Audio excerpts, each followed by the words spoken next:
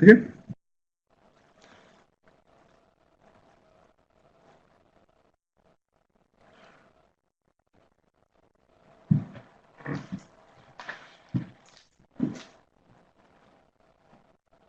Okay.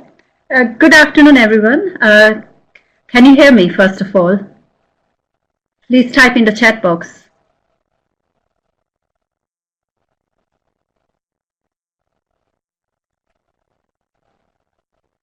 Okay, great. So my name is Dr. Preet Parikh. So I'm the program director for this MSc, which is Engineering for International Development. I've actually worked in consultancy for 15 years and then switched to academia about 6 years ago, where I identified a gap around a dedicated program for engineers who are interested in development. And with me, I have one of my students, Gabby, originally from Mexico, and she's also available to have a chat with you about her experience on the program, and both of us will jointly respond to queries that you have. So what I was going to do is start off by giving you a bit of background to what the program is about. So it's a short presentation, about 10 minutes, and then we will invite question and answers from everyone. So basically, as I've identified, when I joined academia a few years ago, I noticed that there was a gap around programs which would enable professionals in built environment to develop solutions for global challenges. And one of the big frustrations I've had is, and I come from India, I grew up in India, is in a country like India, on one hand, you have really advanced space research, you would have really good engineering schools. But then on the other hand, you go around cities like Mumbai and half of the population lives in slums and they do not have access to services. And I thought, well, actually the design of infrastructure is not a new problem statement, but clearly there's a gap in knowledge of how you can develop solutions which are appropriate and which can enable poor communities to improve their living conditions. And that was kind of the genesis, and that was the starting point for actually setting up this MSc program.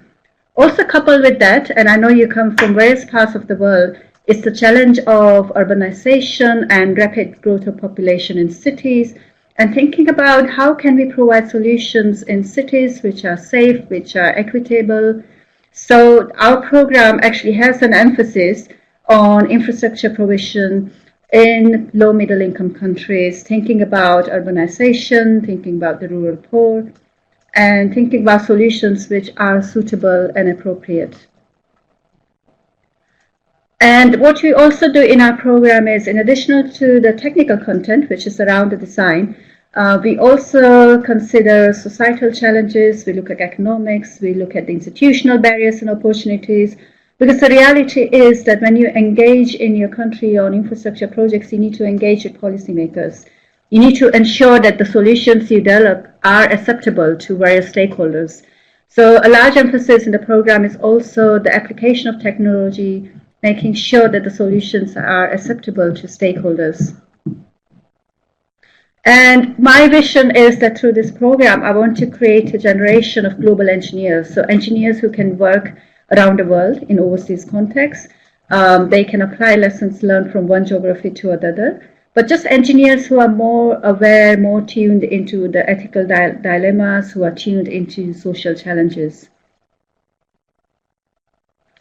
So more broadly, if you join the MSc program, you will understand the challenges of working as an engineer in a global context. We will provide you with various tools and techniques you can use to engage with local stakeholders. We also provide you a knowledge of the trade-offs required when you make decisions with regards to society, economics, institution, and environmental dimension. And within the environmental dimension, there's a strong core around design of solutions which are appropriate and suitable to various challenging settings. Also thinking about feasibility and affordability. It's all well and good. You may come up with an amazing solution, but is it feasible? Is it affordable? Would it really work in your country of interest?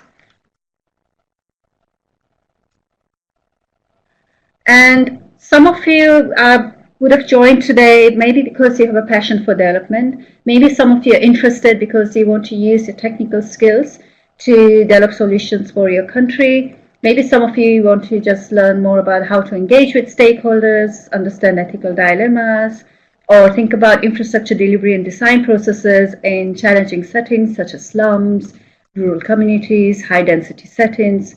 And some of you just want to be a global engineer and get exposure to a wide range of issues, which UCL can offer really well. I mean, the benefit we have at UCL is that we have linkages with various departments and faculties to this program, so you get exposure not only to engineering challenges, but you can also go to attend lectures on planning and geography. So it gives you fantastic exposure to a wide range of issues. And I just include the link to our MSc page, but also there's a LinkedIn group we have for current students, alumni, and for prospective students. And if you are to join this LinkedIn group, then you can actually post questions to other students studying on the program. And also we constantly update the group with updates about various activities, whether it's a field trip, whether it's social events. So we just provide you a sense of how the program works and the type of people who engage with us. I will invite questions later. I just wanted to run through how the course broadly worked. And then, of course, we can clarify the elements of the course for you during a question and answer session. So in our course, we have something called the core modules, which are modules you absolutely have to take, which we feel are essential. So the module I run, for example, is Engineering and International Development.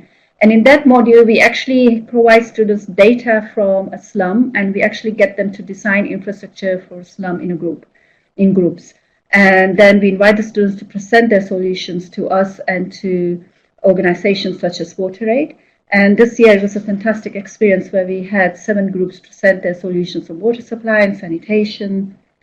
In parallel to that, in Term 1, we also run a module on appropriate technologies in practice, where my colleague Ilan Adler actually runs 2 more decentralized, small-scale technologies.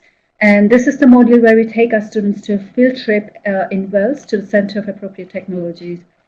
And then in Term 2, we run a module on conflict, where we kind of encourage our students to engage with the more conflict and humanitarian context and see how they can apply those skills to that setting, which is increasingly an important setting. Through both terms, we run a module called Collaborative International Development Project, where we pair a group of students with a real client, international client. It could be an NGO. The NGO would set a problem statement, and then the students work in groups to address that problem statement to develop a technical solution. And that really gives our students hands-on experience of working with an international client on a challenge which is really close to them and developing more industry-type contexts. Then in the second column in your slide, you see optional modules, which are technical modules, and you have to select at least two out of this list. And those are issues, environmental issues, which we feel are important in the global context. So, for example, there are modules on urban flooding, wastewater, environmental modeling, environmental systems, GIS. So basically, the idea is that you acquire technical skills which may support you in your future endeavors. And then the third column are elective modules, which are a bit more adventurous. So they are modules from all across UCL. So you have modules from engineering policy, we have modules from development and planning. So it could be modules on food and city, and it could be modules on urbanism studio. So this is the bit where you can be really adventurous and you can customize your MSc to your need. And then over the summer, we have the summer dissertation, which is a big block of time over the summer where you actually work on your individual topics to develop a dissertation, and we would assign supervisors. In that project, there are instances where students have traveled overseas to work with partners, or students have remained in UK and they have worked on an international topic and they have contacted various stakeholders through Skype. So there are various options we can follow through in the dissertation. But this is just to broadly give you a sense of how the program works. And we've designed the program in such a way that through the program you can interact with various NGOs and various international organizations. You can build up your CV so that by the time you finish with us, you would have a couple of mini projects on your CV. So when you apply for future roles, you do have an advantage in moving forward. And as I said, I will invite questions more specifically about this very shortly. In terms of career opportunities, because I'm sure some of you are wondering what you would do with a degree like this, I've had a student in the past who actually applied for the MSc, and she's now won a scholarship from the Mexican government, and she's studying a PhD with me, and she's looking at gender-based violence in cities in Mexico. I've had a student who's actually managed to work for a consultancy called Bureau Happel, where he's working on World Bank projects.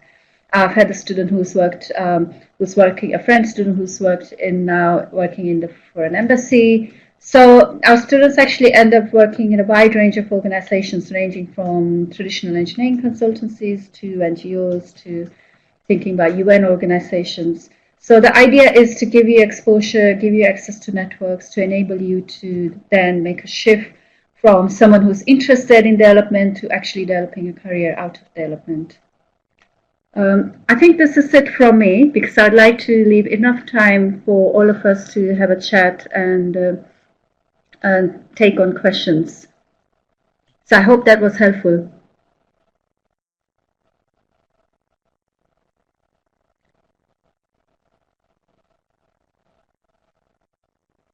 Okay, so I would like to invite questions. If you are able to type your questions in the chat window, we can start responding.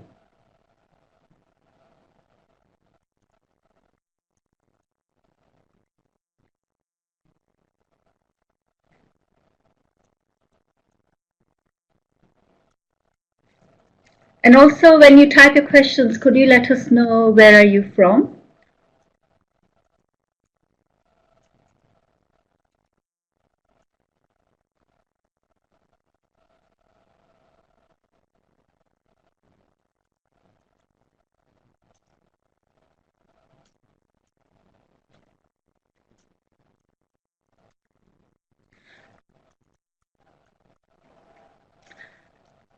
Hi, Chang, and I see that you're from China, so greetings to you.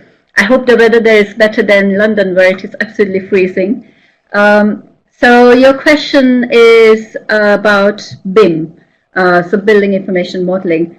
So I would say it's not crucial for the program, but you could use BIM for international problems. So for example, I was in discussions with my colleagues around, can we use BIMs for infrastructure design in villages and slums?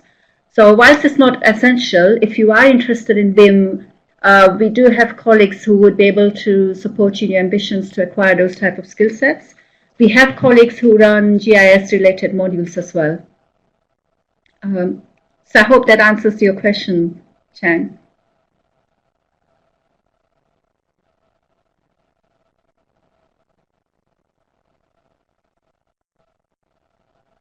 Okay, thanks, Chang. And whilst we're waiting for questions, Gabby, would you like to share some of your experiences? Yeah, sure. Hello, everyone. As Pri said, my name is Gabby. I am one of the current students now of the program. My background is actually on physics, and I think the question on the need of previous software knowledge for the program is quite interesting, because what I've seen so far in the program is that it's a really great opportunity to meet people from not just all over the world, but also with a really interesting set of different skills and different experiences. You have many different kinds of engineers, but also people from related subjects. So myself is from physics. I think we have a colleague with an economic background and other different kinds of science. So it's not only really motivating, but it's also really insightful to see how many different abilities and perspectives can come together to produce really high quality projects, which is what we've been doing all over the year. From my own experience, I am focusing right now on energy in my studies. But as part of my elective models, I've had the opportunity to learn about food management, about waste management, to go a bit deeper in water and sanitation, which is a field that I've been working on as a volunteer in the past. So yeah, I'm really happy with the studies, and I'm also really excited to see the way in which my colleagues and I are developing in the prospects we have now for the next couple of months. Again, from my part, I am putting together what is needed for my dissertation project at the moment. It seems like I'm going to be working with a industrial partner that has really good work in consultancy in international development, and I'm going to be focusing on climate change resilience, which, as you surely know, it's a really exciting area, and it's a really new area. Well, it's not new, but it's an area that needs a lot of innovation.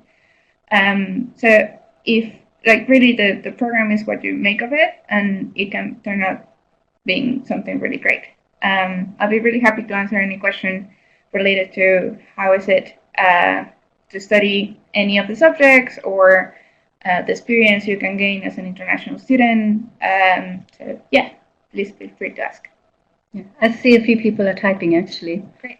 So we can give them a minute. But just to also add that this year I have 20 students from at least 12 countries actually, which I think is amazing because the students actually learn so much from each other and of course from us. But the diversity is just amazing that we have. So I feel very lucky as a program director this year. And I think we actually have 2 students from China. Yes, exactly. In the CAT field trip this year, which is in term 1, we're now in term 2, we were having a meal, and it was a group of girls, and one of the guys actually mentioned that the diversity just on that table was amazing. We look around, all of us, and we had someone from South Korea, from Nigeria, from France, the States, the UK, and Mexico. So many areas of the world were represented there, which is amazing. And we were all focused on learning from each other and trying to imagine not just how to make a deadline work, but also how could we apply what we were learning at that moment in the future, which is really motivating. And if you're interested to learn more about the field trip, there is a video we've uploaded on our website. So you could have a look at the video just to get a sense of how the field trip actually works.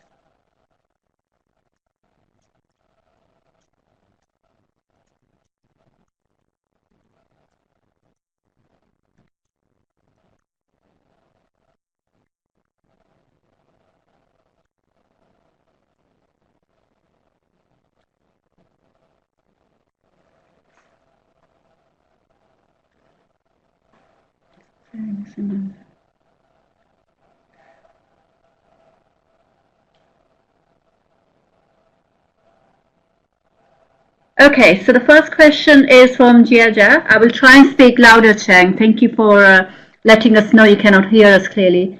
But the first question is from Jia Jia. I hope I'm pronouncing your name correctly, from Beijing, China, who is asking about whether you need an engineering background.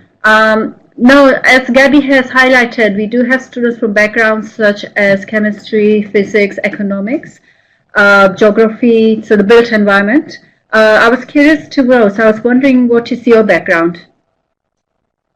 So you majored in advertising in university. So basically, do you have A-levels in maths and any of the science subjects?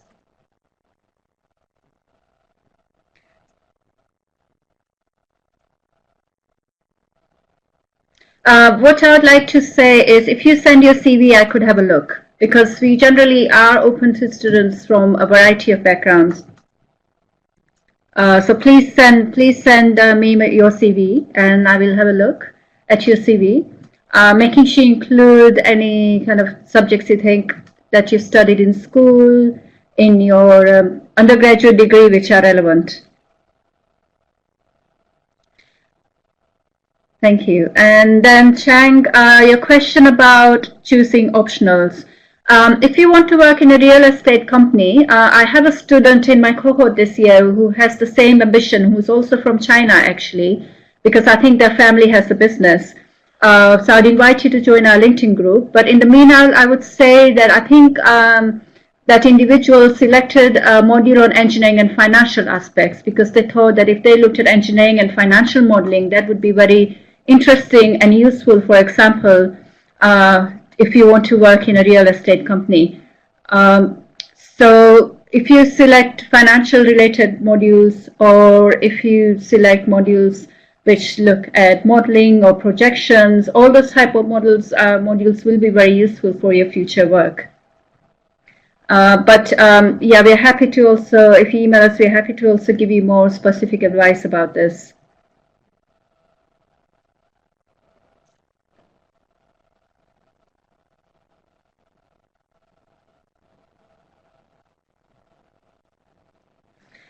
Hi, Alexandra. You're from Germany. I believe we met a few months ago, if I'm correct. I think you were in UK for an open day, so it's a pleasure to see you back here.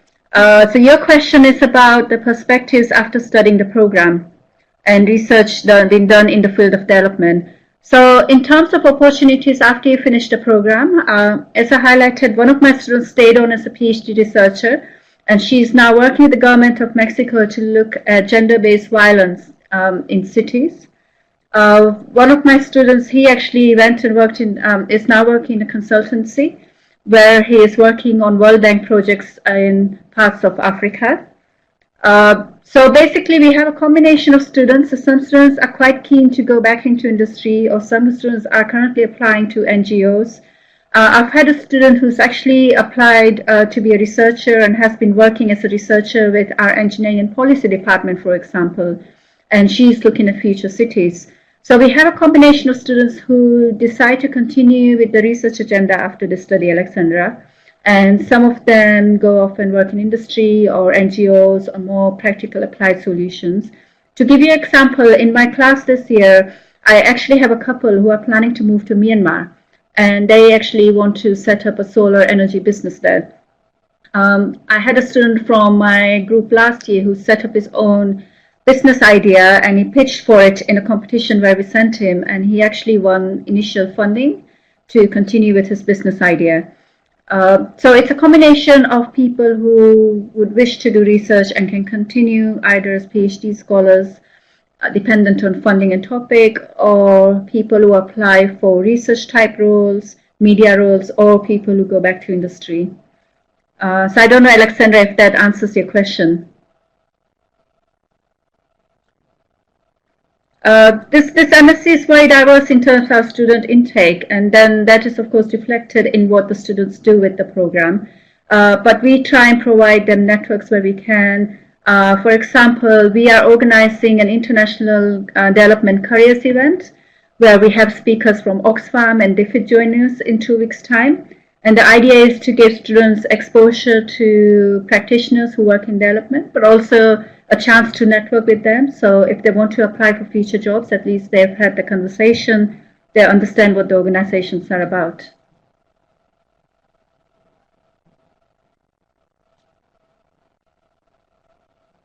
Post your email address. Yes, please. So I think Kim is also going to post my email address, because I've invited you to Jia Jia to send your CV. So if you have more specific queries, you can email them to me.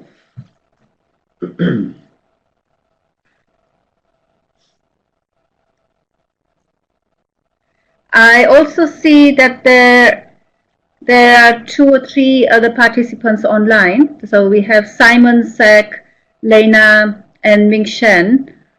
Feel free to type in any questions if you do. If you don't have questions, that's equally fine.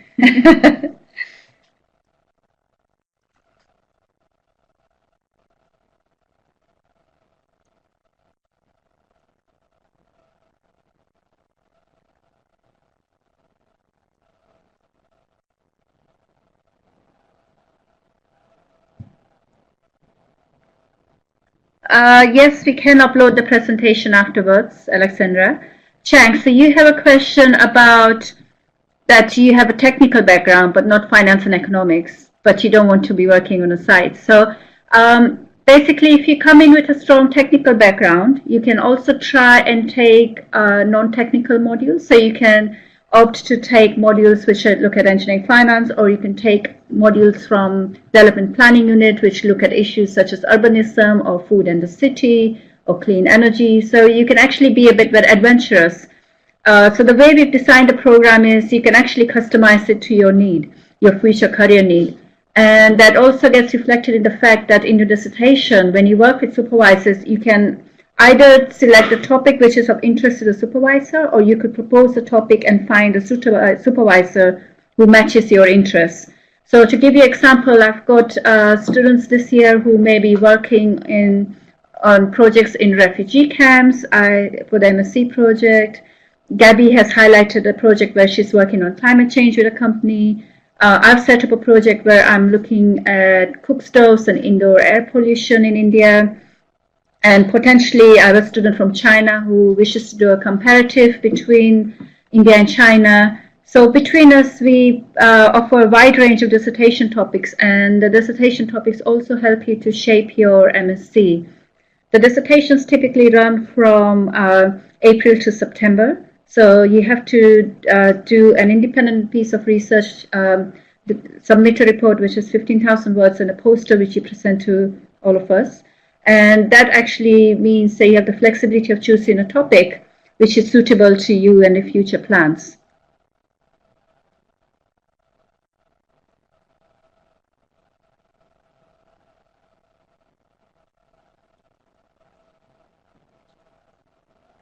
And in my previous webinar, there were questions about collaborative projects. So I'm going to talk a little bit more about how the collaborative project works. So the collaborative project runs from October to March, so term 1 and term 2. So we have 3 months, each term is 3 months here. And in that, we actually invite all of us who are key academics, invite international partners to submit a challenge or a problem. So for example, this year, I'm working with an NGO called KDI, who are based in Kenya, and they work in Kibera slum. And they actually work on providing infrastructure and improving public spaces in Kibera. And they have approached me to request help from my group of students to actually look at flood risk and how green infrastructure can be provided in slums, which is actually really, really interesting because there are kind of SODs and green infrastructure projects in London, but now we're thinking about how we can apply those solutions to a setting like Kibera, which is extremely high density, which does not have a good level of infrastructure provision, and also which gets flooded every year. So we're also quite creative with our collaborative projects and how we expose our students to real life challenges. And the way it works is the students develop jointly with the client a group report where they highlight what the problem statement is and what the solutions are. And they also work on an individual piece of work. So the assessment is both group work and individual.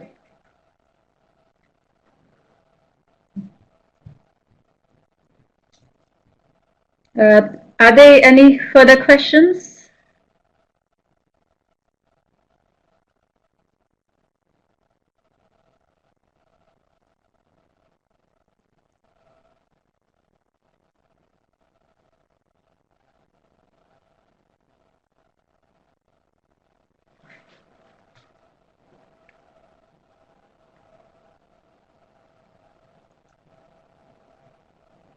Kim, is there anything I've missed out or anything I should?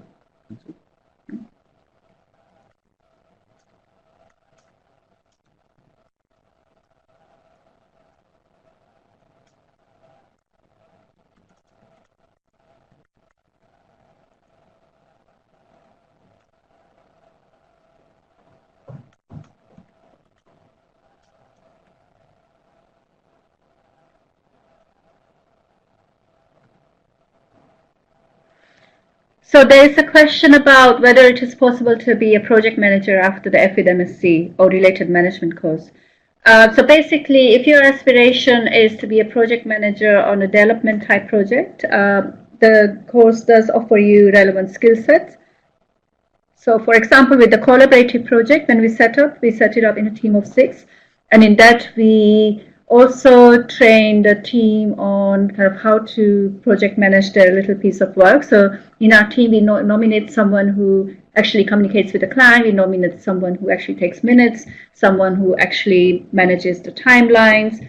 So through collaborative project and working with the client, it's also about engaging with an international client and delivering outputs in a timely fashion. So through that, you do acquire some informal skills on being a project manager. So we do not offer a formalized course on project management, but there is an emphasis on engaging with stakeholders. There is an emphasis on feasibility.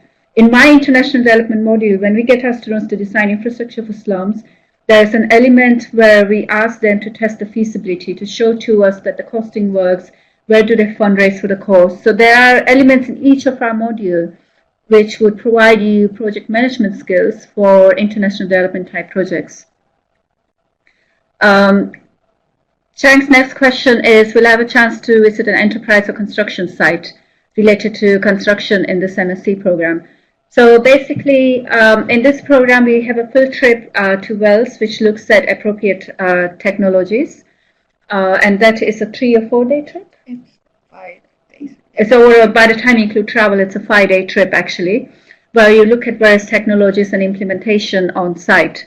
And as I said, there's a really cool video on our MSc page about this, so you can see how amazing the video is. And it's a learning experience where you can go and look at renewable technologies. I don't know, Gabby, you could probably add a bit more about what you did on the trip, actually. Yeah, sure. So this center is a really unique place where it started in the 70s, and the idea behind was to show the world that it is actually possible to live off-grid. In place you have several systems related to energy production, water management, waste management, and sustainable food production. And all of this is put in place so that the whole center it's completely independent. So it hosts student groups like us, but also it hosts tourists and also postgraduate students that go there to do research. It's a really wide range of people that go there for many different reasons, but all of us go to see how different specific technologies work. For our case, we focus a lot on the functioning of microhydros for clean energy production, but we had lectures and showcases for many other technologies. So yeah, it was a really great educational experience. So we would not say take students to a UK construction site, because the emphasis of this is international and global. So, but the emphasis of this course is also appropriate technology. So through this field trip in Wales, we give our students an exposure to those type of technologies on site. It's very hands-on. But in our MSc projects, if say you wanted to do an MSc on international construction challenges, you could take that up as a topic and find a supervisor to match your kind of expectation and look at some of the global challenges there. So that's how the program is set up. The program is set up to give you exposure to some of the more international issues. So we would not be, say, taking you to a construction site in London, though if you wanted to, we could facilitate that, but it's not embedded in the program. And it also depends on the options you choose. So, for example, I know that from the models I'm taking, the waste management course has field trips to different waste management facilities within London. The food and the city course has several local visits to different places in which food is locally and sustainably produced. So again, it really depends on what exactly are you interested on and the specific offer of each model. And in our MSc, there's also a strong emphasis on environment, because the destruction of the environment, environmental degradation, is a big challenge facing a lot of countries in the world. So part of the emphasis of some of the modules like food and the city and waste and resource efficiency is thinking about how we can conserve and protect the environment and yet enable some of the development to occur.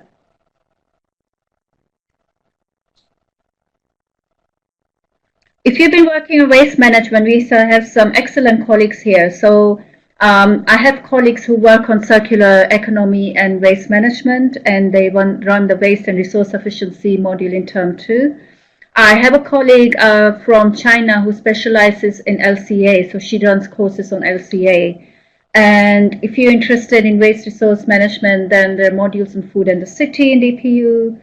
There's also a module called Environmental Systems Engineering. And also, if you wanted to work on your MSc dissertation, we do have expertise on waste management within our department. So we actually have strong expertise in that area.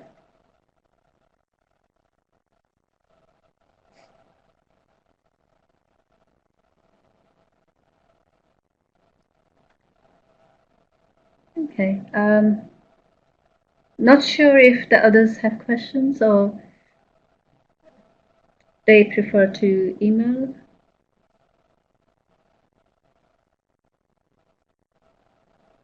So I just wanted to quickly make sure everyone was happy with the information we provided.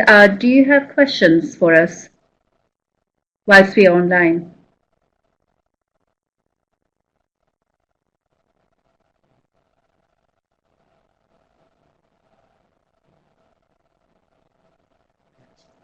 Okay, so it looks like there are no further questions.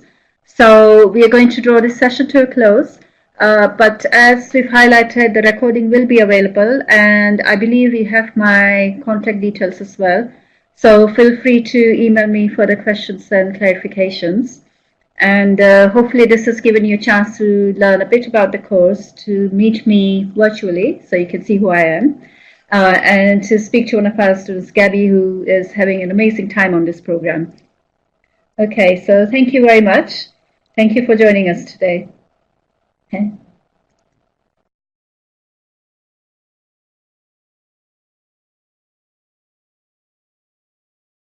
Hang on. Thank you. Thank you for joining us.